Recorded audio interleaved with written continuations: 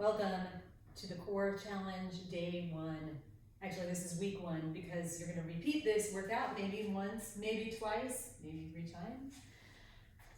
If you can do it 3 times, you're going to be on your way. I mean, everybody's going to be on their way to getting a stronger core. I would say 2 times is like the ideal middle ground, and 3 times if you want to go hardcore. It's pretty awesome. Okay, we are starting with a warm-up. Every time, each one of these videos will start with some kind of bird dog. Today we're going to take opposite arm, opposite leg. I'm going to count to 40. It's a lot, but you can go up to 20. And you can just stick with me and maybe count yours. I'm counting mine.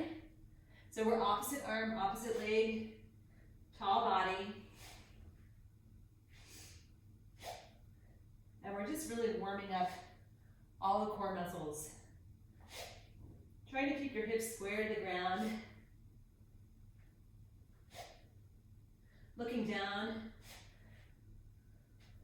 And really a good way to know that you should finish is if you really start to feel tired. So I'm about halfway right now in my counting, but you can always take a rest. Woo.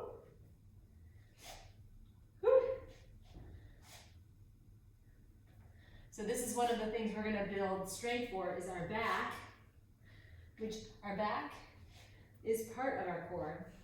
Anything that's attached to your spine is considered your core.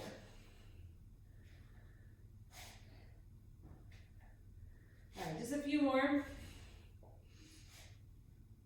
And then I would say that we're sufficiently warmed up. I'm going to do 4 more. 3, 2, and last one. Okay, from now on, we have 20 seconds of each exercise with a little bit of 10-second break. You have 6 minutes of work right here. Always feel free to take a break and move at your own pace. I'm starting my timer so that I have something to keep track of. Okay, we start with a plank. I'm on my elbows, but you can be on your hands.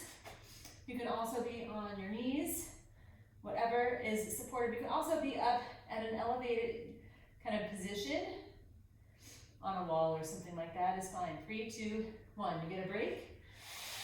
So next up, we go to plank hip dips. So I'm coming on my elbows for this. We're gonna tip your hips over to one side and then over to the other. You can do this from your knees or from your toes. And you want to try to keep a pretty straight plank. And we're here for 3, 2, and rest. So you can really take a break. Nothing to do, just hang out, and then we come back to plank one more time. This is not our last plank, but now you're in your plank position. I want you to round your back up towards the sky. So I'm here in my regular plank. I'm rounding the upper back especially up, and that's going to really engage those deep core muscles. 3, 2, 1. Woo. Now we go over for a side plank, and you can be on a knee. You can have one foot in front of the other, or you can stack your feet one on top of the other, and that's it. We're in. So on this side plank, I want you to imagine that you're trying to put your back up against a wall. The back of your head is hitting a wall, and so you're as straight as you possibly can be. We're going to build on this. You can set your hip down, switch over to the other side, and here we go. Other side, 20 seconds. So imagine your back is up against a wall. Now, if you were doing this your second or third time, you might already feel stronger doing it. Probably by the third time, you're starting to feel really good, or a little bit better at least. Last one, rest. Okay, our final move before we repeat everything. Come down onto your belly. Bring your hands in any position that feels comfortable. And we're gonna come up and hold. So you're holding your feet and your hands up. And you're looking down towards your mat.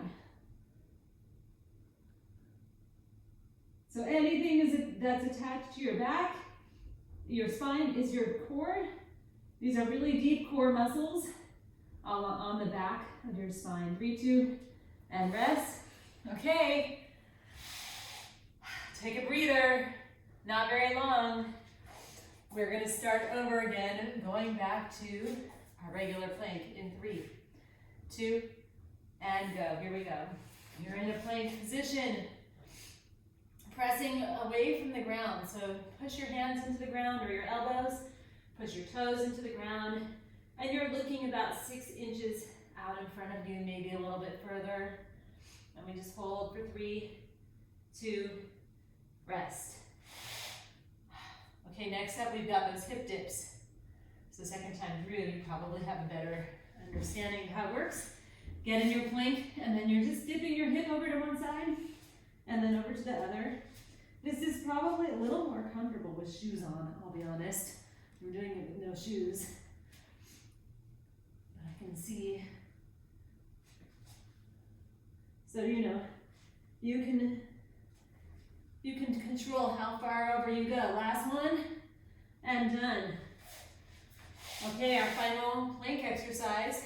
We've got our cat plank is what I'm calling it. So just like in cat-cow, we come into our plank and arch that back up towards the sky. Try to keep your hips.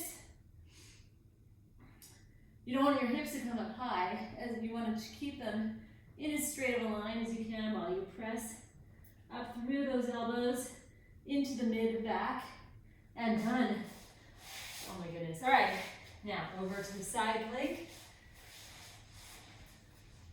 You can be on your knee, and here we go. Imagine you've got your head up against a wall. You're like really nice and tall and straight.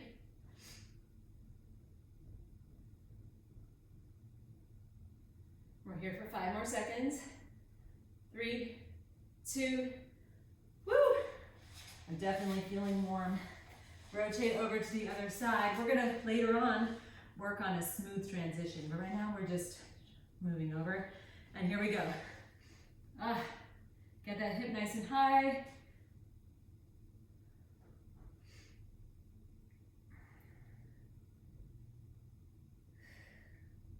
Breathing, imagine that your back is up against a wall. You guys, we're building our strength, core strength right here. 3, 2, 1, done. Okay, final move.